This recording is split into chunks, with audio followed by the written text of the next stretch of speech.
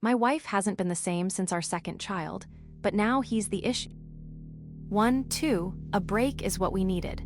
That break made all the difference. I had to do mandatory anger management classes, and she had to see a therapist. The difference that made changed our world. She got custody of our son back, and I could set up planned visits to see him, with either her mom or mine present, while my classes were still ongoing. Upon finishing, charges were dropped, and she asked me to move back in. I was excited to be a family again. I had a few very lonely months, and paying rent on top of a mortgage was a huge financial drag. My wife was working again. I'm not sure what she told her boss, or if her therapist wrote a note for her, but either way, it worked. She was also cooking and cleaning. She was communicating. We weren't sleeping in the same room. She had the bedroom and I was in the spare room, but she wasn't sneaking around at night, looming over us in our sleep. Things felt normal. For the first time in months, I went to work, while my ready-for-the-day wife took our son too. She brought him home after her shift and had dinner on the table when I got home. I did the dishes, we played a game as a family afterwards, and she and I put our son to bed together like before. I was happy. Knowing my wife, and she did seem like my wife again, I knew she wasn't completely happy. Her half-smile gave her away, and there was still a bit of sadness in her eyes. But that's what I was prepared for before the crazy world we had spiraled into prior to this. She still had therapy appointments booked, so I figured time would heal those wounds. We had several good weeks, and even fit a couple of weekend trips in our schedule for some much-needed bonding time. You haven't accepted him and he knows it. As if that will work, I rolled my eyes. I say things to him every single night. Nothing has changed. In fact, it's gotten worse. I gestured with my bandaged hand. You're just mad at him. You're not trying to figure out what's going on with him. Talk to him. He's not even 2 years old. Conversations don't get too deep at this age. He needs help, just like you had needed help. She didn't like the last part I added in and shook her head as she turned to leave. No, seriously, there's something wrong with him, I pleaded. I already told you what to do, she replied coldly.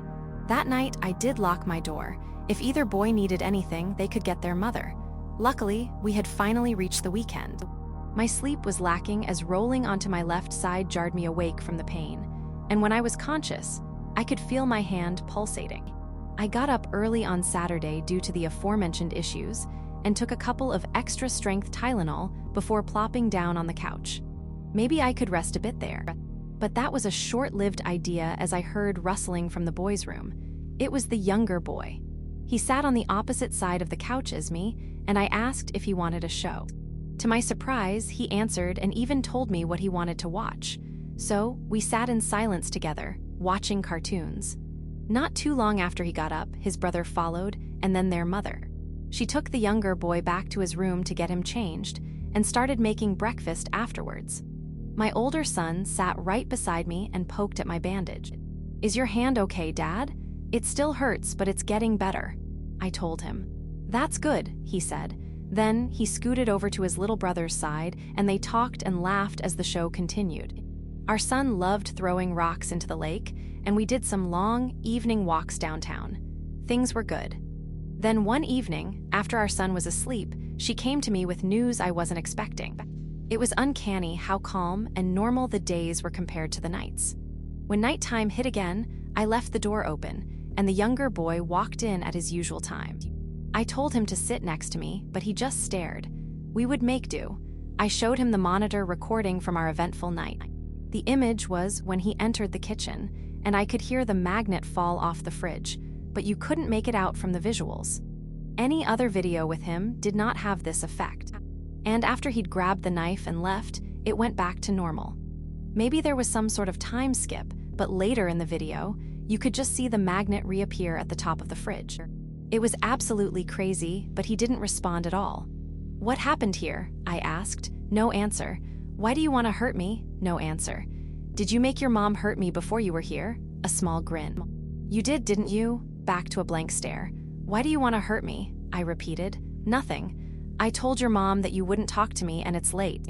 You need to go back to your bed. I sighed and started to get up to walk him back. You don't love me, he stated monotonously. My mom does, but you don't. A little taken aback that he spoke, I stopped and followed up with, I care about you. I I care about our family. And I want us to all be happy and safe. You wish I wasn't here. You've changed your mom's world in more ways than one.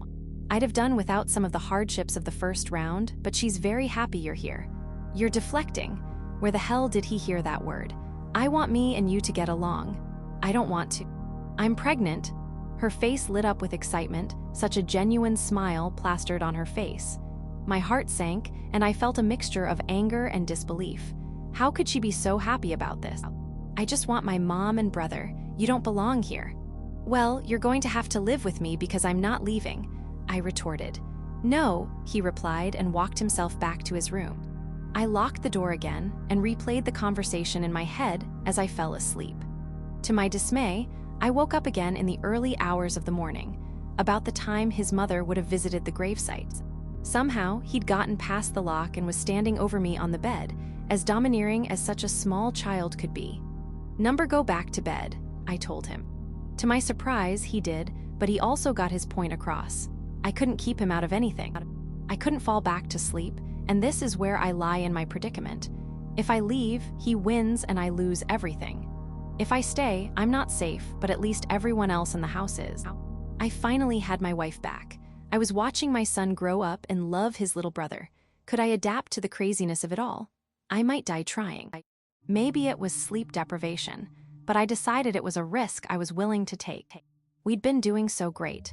I couldn't mask my emotions when I finally spoke. You do realize we haven't been intimate since before your last pregnancy, right? I really can't share your enthusiasm here. Who have you been seeing? Was he in our house while I was living in that stupid little apartment? Her face turned sour. No, it's yours.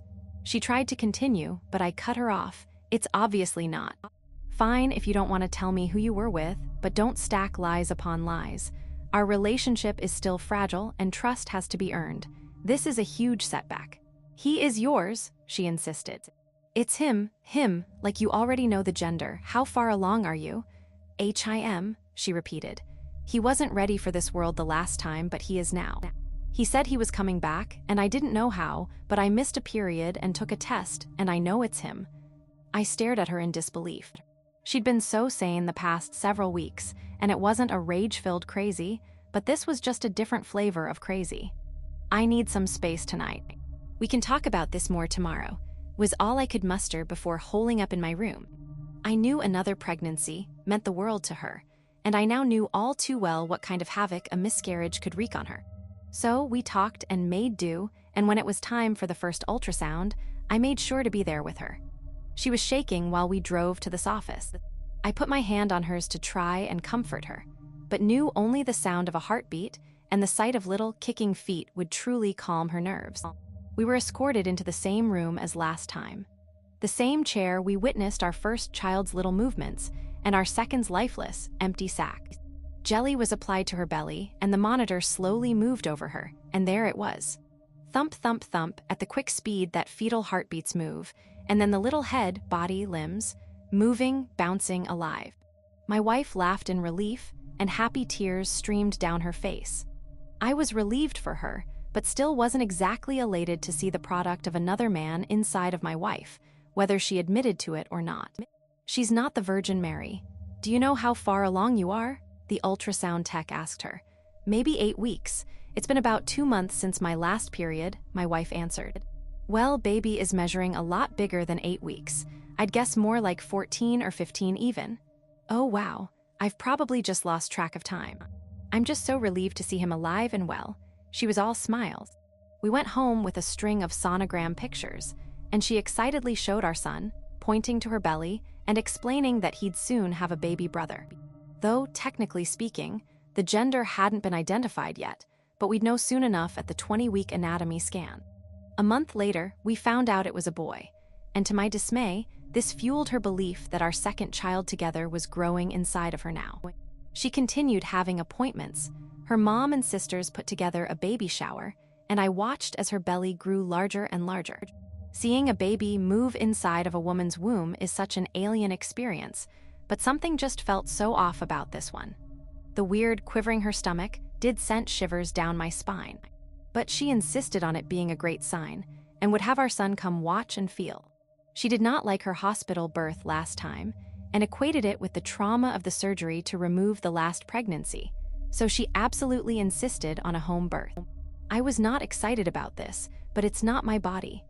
Our son went to stay at her mom's when my wife began having steady contractions. We had a midwife to assist, but if you've ever witnessed a birth, you know it's a painful and bloody sight. She paced the house, rocked on her yoga ball, sucked on ice, all the while pausing with deep, guttural groans as the contractions hit in waves. I also wasn't thrilled that our bed was the spot that the real process took place. The midwife helped get my wife into a good position, and the pushing began. Strained cries and screaming filled the room until finally, a tiny cry took the place of his mother's. He was born. He was alive. It was hard not to be emotional with her after the whole ordeal. Our son met his brother, and we moved on as a family of 4. I wanted to wait until my wife wasn't newly postpartum and sleep-deprived to request a paternity test. I knew he was not my son, but she was still living in the delusion that he was. And I found it hurtful that she chose to use the same name as our baby that didn't make it. Not to mention how uncouth it was to have a live child with a birth certificate reading the same thing as the headstone down the road. We did eventually get an appointment set. She seemed annoyed when I'd asked, but not mad like I'd expected. The baby and I got our blood drawn, and now we just had to wait for the lab results. Those results showed up in my email a few days later. I was the father, an unquestionable genetic match. How? I told you, my wife sneered. This isn't even possible, I stammered back. You know this isn't possible, right? But we've just proved it is, she said with a huge grin. It was very unsettling. I sat on the couch as my head spun. There was literally no way. It had been well over a year, maybe 2 at this point, since we'd done anything that could get her pregnant. The test was wrong. Somehow it was wrong. Or so I told myself. The baby grew quickly, and he hit milestones much faster than our first son. My wife told me this was normal for second-borns, as they have an older sibling to imitate. She encouraged our older boy to play with his younger brother, and he seemed to really love his baby. The blood test may have said this was my baby, but he would have nothing to do with me. He cried if I held him, wouldn't take a bottle from me, and wouldn't touch toys I'd bring to him. When he was able to crawl, he'd head to the opposite side of the room as me. You know it's because he's still harboring resentment towards you, my wife told me one day. You didn't visit his gravesite. I did. For the love of God, please stop with that, I spat. Sleepless nights didn't help my emotional state. Her face turned sour. It's the truth. And she headed back to care for him. Weeks became months, and months became a year. We celebrated his first birthday, and he was all smiles with everyone except me. He had already mastered a few words, but Dada was not one of them. But everyone seemed to have a good time, and our older boy was super excited to have a party, help his baby brother open presents, and to share some birthday cake. Nobody else knew the impossibleness of this baby. Nobody else seemed to think twice about his rapid developmental growth. To everyone else, we were just a happy, growing family. By a year and a half, he was walking and talking in full sentences. Our first picked up language fast, but not that fast. We had just bought the boys a bunk bed for their room, and they seemed very excited about it. The crib plus a twin bed took up a lot of their play space. Both boys giggled and ran around as we assembled it, washed their new bedspreads, and put a slide on the top bunk. They loved it. But now, the boy's mother was no longer the one looming around the house at night. It was him. I had gone to bed and was starting to fade into a dream when I jerked awake. A little face at my pillow level was staring at me, emotionless. You're supposed to be in bed, I told him as I rolled out of my bed to walk him back to his room. He continued to stare and wouldn't budge, but unfortunately for toddlers, they're easy to pick up. His body was completely stiff, and he didn't break eye contact as I carried him back. I woke up later than my wife the next day, and when we'd finished breakfast, she pulled me aside and accused me of being too harsh with the younger boy. She did make a good point, though. If it were our older boy, I would ask him what was wrong and have tried to comfort him in some way. Maybe it was favoritism, but his uncanny stare was much too like his mother's, and I saw no signs of distress. Just possibly signs of malice and ill intent. This became a regular occurrence. I laid in bed, he made his appearance, took him back to his room, and went on with my night. He never went into his mother's room. He never climbed up to stare at his brother. It was me with the target on my forehead. One night, when I picked him up, he bit me. Maybe I was too accustomed to his mother's fits, but I had no patience for that, and I did raise my voice more than I should. You do not bite. Do you hear me? We do not bite people. Unfortunately, this seemed to have no effect on him, but it did happen to wake both his brother and mother, who were very startled and upset at the outburst. What are you doing to him? My wife demanded from her room. Taking him back to his bed like I do every night. But he bit me this time. Dad, you have to be nice. Our older boy's voice came from down the hall. He's just a baby. I know, I sighed. I'm sorry. Can we please all go back to bed? When I got back into my room, I could see the bloody tooth imprints on my hand, too reminiscent of his mother for my liking. He didn't bite after that. One night, though, I'd been excessively tired, and I tried to stay up for his nightly visit, but just couldn't. I woke myself up with a jerk from a snoring fit. I can't sleep on my back. But I about fell off the bed when I saw him in my face, with a small kitchen knife in his tiny fist. No, no, no. This is not for you, I scolded. But I knew the fear was very obviously coming through as I snatched the knife and tossed it on my bedside table before scooping him up.